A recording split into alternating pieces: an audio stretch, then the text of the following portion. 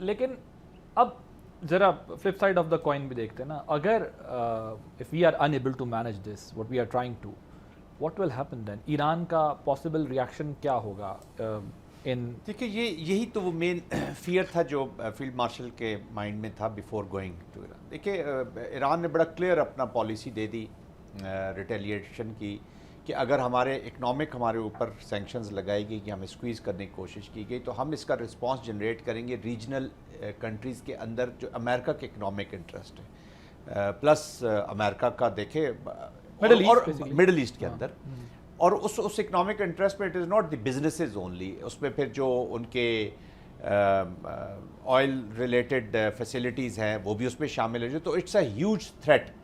اور دیکھیں ایران نے مینیفیسٹ بھی کیا ہے کہ انہوں نے ہاریزنٹل وار, حالانکہ سب سے بڑا سینسٹیو پوائنٹ رہا ہے سب کے لیے, ہم سب کے لیے, کہ جو ہاریزنٹل ایکسپینشن آف وار ہوئی مڈل ایسٹ کے اندر, جو رسپانسز اسرائیل میں گئے یا امریکن ڈائریکٹ جو واٹر میں ان کی جو ایسٹس تھے ان کے اوپر گیا, اس پہ اتنا ٹھیک ہے وار میں تو ہوتا ہے رسپانسز جنریٹ ہوتے ہیں, بٹ ان ہاریزنٹل جو رسپانس گیا ہے اس کے ایفیکٹس ابھی آنے ہیں. دس از اے وار, پھر ایک سیناریو پوسٹ وار. اب ایران بھی اپنی کوشش پوری کر رہا ہے کہ اپلائز آن بوتھ سائڈز نا, یہ تو پھر ایران پہ بھی آئے گا نا. جی بالکل, مڈل ایسٹ پہ آئے گا تو ساتھ میں ایران میں تو middle east can somehow afford it, لیکن ایران کا تو پرابلم یہ کہ پھر اس کو اور کرائسس مڈل ایسٹ بھی افورڈ نہیں کر سکتا. اس کے لیے مڈل ایسٹ اس لیے افورڈ نہیں کر سکتا کہ جب بڑی پاورز یہ وار کر کے نکلتی ہیں تو پھر یہ ریجن کو افغانستان, عراق اور سیریا اور یہی بنا کے جاتے ہیں, کیاس چھوڑ کے جاتے ہیں. آپ کے خیال میں وہ بلیک گولڈ ان کو پروٹیکٹ نہیں کر سکے؟ Not at all. دیکھیے اس لیے تو کہتا ہوں کہ مڈل ایسٹرن کنٹریز کو بھی, ایران کو بھی, and all regional countries plus جو اسٹریٹجک پارٹنرز ہیں China, Russia, this is the time to play the role کہ اس وار کو لاجیکل اینڈ تک جائے. اس کو کسی کی وکٹری یا شکست کے زمرے سے نکال دیجیے. ایز آئی سیڈ, نہ امریکہ کی وکٹری ہونی ہے نہ ایران کی وکٹری ہونی ہے, دونوں لوزرز ہوں گے, ونر اس کا کوئی اور ہوگا.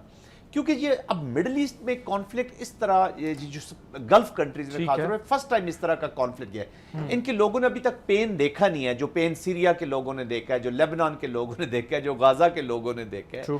تو جو زائنزم کے ہم بات کرتے ہیں بار بار, تو وہ آپ کو کیا خیال ہے کہ وہ اپنی ویل بھی, چاہے پولیٹیکل ارینجمنٹ ابراہم ایکارڈ جو ابھی تو ویسے ردی کی ٹوکری میں چلا گیا ہے, چاہے وہ آپ پولیٹیکل ارینجمنٹ کریں یا جو کریں, دے ول کم آفٹر یو, یہ چھوڑیں گے نہیں ہے, کیونکہ ایک ڈیزائن, ایکسپینشنز ڈیزائن ہے. تو آئی تھنک اگر فیوچر کے چیس بورڈ پہ ایران نے ایز اے کلیکٹیو سیکیورٹی کے اندر, کلیکٹیو ویل بینگ کے اندر, کلیکٹیو اکنامک پروگریشن کے اندر جانا ہے, تو ایز اے پارٹنر جانا ہوگا. یہاں پہ اگر اور عرب ورلڈ کو بھی پارٹنرشپ میں شامل کرنا ہوگا ان کنٹریز کو, ادروائز تمام کی جو پروگرس ہے, کیونکہ آفٹر دس وار اس کے جو بھی ریزلٹ ہوں گے, آئی ایم فورسینگ کہ امریکن جو پریزنس ہوگی وہ ایک نئے ارینجمنٹ کے ساتھ آئیں گے, ایک نئی اپروچ کے ساتھ ضرور آئیں گے. اپنا انفلوئنس تو وہ رکھنے کی پوری کوشش کریں گے, اور عرب کلچر بھی ایسا ہے کہ وہ ذرا آرام سے اس انفلوئنس سے باہر نکلے گا. It will take time, but وہ نئی اپروچ کیا ہوگی, کیسا چیس بورڈ لگے گا, اس کے لیے ایران کو. بٹ آپ کے خیال میں امریکہ ریجن سے جا رہا ہے یا ریجن میں رہے گا؟ کبھی بھی نہیں جائے گا. Why should they? دیکھیں بگ پاورز کبھی اسپیس خالی نہیں چھوڑتی, گریجولی بھی نہیں جائے گا, نہیں جائے گا انٹل انلیس انوائرمنٹ ایسی چینج ہو جائے, یا اور اس کا کوئی مین کمپٹیٹر ایسی انوائرمنٹ کر دے کہ اس کو کمپیل کر دے. اتنا بڑا سیٹ اپ ہے یہ, تو ہم 19-20 بیسز کی بات کر رہے ہیں جو middle east, they are 750 plus bases in the world, they have command systems. But اگر مڈل ایسٹ کے, میں ذرا ملک صاحب کے پاس جاؤں, مڈل ایسٹ ماشاءاللہ ایک تو ملک صاحب کی بہت ساری ایکسپرٹیز ہیں, تو یہ بھی ایک ایکسپرٹی ہے, اور مڈل ایسٹ کو بھی بہت اچھا سمجھتے ہیں. لیکن میں ذرا آپ سے یہ سمجھنے کے لیے بات کر رہا ہوں, میں نے اسی لیے آپ سے کہا کہ مڈل ایسٹ کی اور ایران کی اگر ٹینشن مزید بڑھتی ہے, کیونکہ امریکہ کی بیسکلی بڑھتی ہے, اور وہ امریکن اسیٹس کو ٹارگٹ کرے گا, سو آپ یہ سمجھتے ہیں کہ مڈل ایسٹ جو ہے یہ نہیں دیکھ رہا ہوگا کہ امریکہ ڈسپائٹ ہیونگ آل ٹیکنالوجی اور جو بھی اس کے پاس ویپنز ہیں, بٹ وہ ایران کو تابع نہیں کر سکا, ایران کو وہ جو ہے وہ کنٹرول نہیں کر سکا. آپ کے خیال میں ان کی پریزنس پھر بھی امپورٹنس ہوگی مڈل ایسٹ کے لیے؟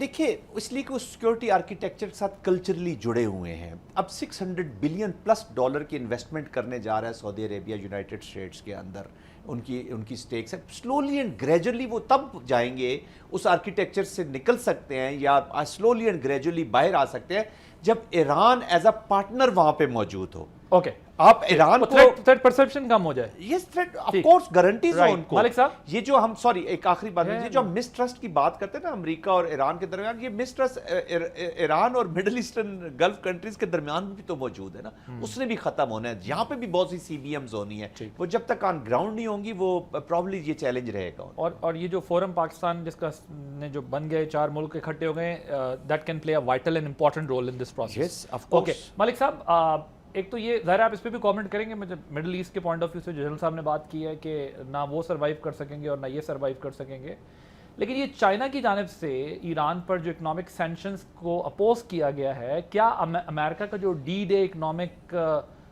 سینکشن کا معاملہ ہے, یہ کچھ ریزلٹس حاصل کر سکے گا؟ واٹ از یور ٹیک آن؟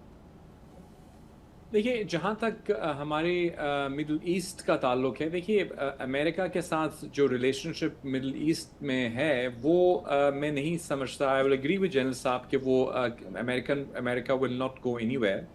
اور میں آپ کو یہ بتاتا چلوں کہ امریکہ کی جو ریلیشن شپ کسی بھی ملک کے ساتھ ہوتی ہے, میں تو اس اسکول آف تھاٹ سے یقین رکھتا ہوں, بلانگ کرتا ہوں as a student of diplomacy, that any country in today's world اس کو چاہیے کہ وہ امریکہ کے ساتھ اچھی ریلیشن شپ رکھے. آج پاکستان کی جو گلوبل سٹیج کے اوپر امپورٹنس بڑی ہے, اس کی بہت ساری وجوہات میں ایک وجہ یہ بھی ہے کہ ہماری امریکہ کے ساتھ ریلیشن شپ کے اندر ڈیپتھ آئی ہے. دیکھیے, میں ایک اسٹوڈنٹ آف ڈپلومیسی کا, اور میرے سے سینئر جو ڈپلومیٹس بھی ہیں, اینالسٹ بھی ہیں, وہ ہمیشہ یہ بات کہا کرتے تھے کہ ہم چائنا کے ساتھ قریب ہیں, لہٰذا ہم امریکہ کے قریب نہیں جا سکتے. یہ دراصل وہ اپنی ناکامیوں کو شوگر کوٹ کر رہے ہوتے تھے. اب آپ نے دیکھا کہ جب آپ کے پاس ایک ماہر فورن آفس میں ٹیم آئی, اور بالخصوص میں یہاں پہ فیلڈ مارشل صاحب کا ذکر کروں گا, اور ان کی جو قریبی ٹیم ہے, کور ٹیم, انہوں نے آپ کو یہ کر کے دکھایا ہے کہ آپ چائنا کے ساتھ بھی ریلیشن شپ برقرار رکھ سکتے ہیں اور امریکہ کے ساتھ ریلیشن شپ کے اندر بھی وسعت لا سکتے ہیں. They don't have to be mutually exclusive. یعنی یہ جو ڈپلومیٹک ایکویلیبریم ہے, یہ بہت امپورٹنٹ ہے آج کی دنیا میں. جب کبھی اب ہم نے اور بالکل ایسے ہی مڈل ایسٹ ہو یا کوئی بھی دنیا کی اس وقت ملک ہو, اس کو امریکہ کی رائٹ سائڈ پہ رہ کر ہی چلنا ہے آگے. یہ ایک گراؤنڈ ریالٹی ہے, اس کو آپ مانیں نہ مانیں, پسند کریں برا مانیں, وہ آپ کی اپنی رائے ہے, اینڈ آئی ریسپیکٹ دیٹ, لیکن یہ ایک ریالٹی ہے, ریال پالیٹک کہہ سکتے ہیں آپ اس کو. اب جہاں تک تعلق ہے بول لینا چائنا شاپ نہ ہو, اس لیے بھی یہ کرنا ضروری ہے. دیکھیے, چائنا کے ساتھ جو ریلیشن شپ ہے اس کی ایک اپنی نوعیت ہے. دیکھیے, خود امریکہ اور چائنا کے جو صدور ہیں, انہوں نے بھی کچھ ماہ پہلے ملاقات کی.